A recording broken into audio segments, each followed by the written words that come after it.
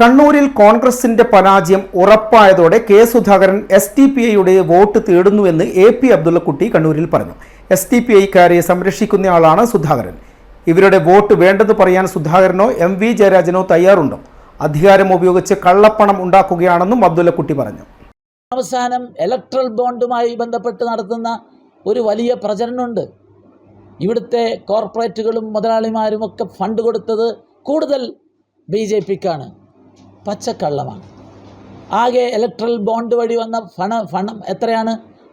20,000 കോടിയാണ്. ഒരു communist party കള്ളപ്പണം നിയന്ത്രിക്കുന്ന നിയമം ഞങ്ങൾ അധികാരത്തിൽ വന്നാൽ റദ്ദാക്കുമെന്ന് പറയുമ്പോൾ ഈ പിണറായി വിജയൻ കള്ളക്കടത്തുകാരുടെയും കൊള്ള സംഘത്തിൻ്റെയും തലവനാണ് എന്ന് പറയേണ്ടി വരും. അതുകൊണ്ട് ഈ തെരഞ്ഞെടുപ്പിൽ കണ്ണൂർ ഉൾപ്പെടെ കേരളത്തിൽ BJP വലിയ മുന്നേറ്റം നടത്തും.